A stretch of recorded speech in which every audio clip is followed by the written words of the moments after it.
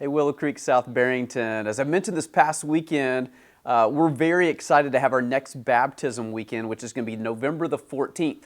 Now, if you're somebody who has recently crossed the line of faith, you've surrendered your life to Jesus, you've committed your life to Him, but you've never publicly expressed that decision through baptism, we would love to invite you to be a part of this very special weekend. It just gives us an opportunity as a church to come around and celebrate the good things that God is doing in your life. But you may have a couple of questions about baptism, like why does God have us go through this thing that we call baptism?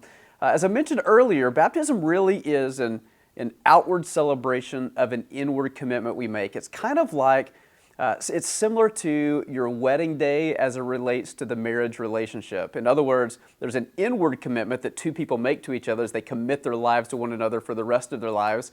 But they love to invite friends and family together. There's a whole huge wedding ceremony. It's the public display of the private commitment. In many ways, that's exactly what baptism is.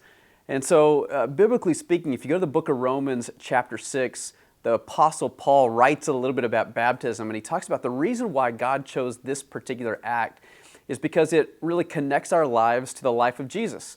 In many ways, it connects us to the death, burial, and resurrection of Jesus, because when we go down into the water, it connects us to the death and the burial of Jesus. But as we come back out of the water, it connects us to His resurrection, that there is new life that is found in Him. So it's a very powerful, powerful act, really connecting us to Him. Now let me be clear, baptism in and of itself, it doesn't save us. The water doesn't save us. It's Jesus Himself who saves us.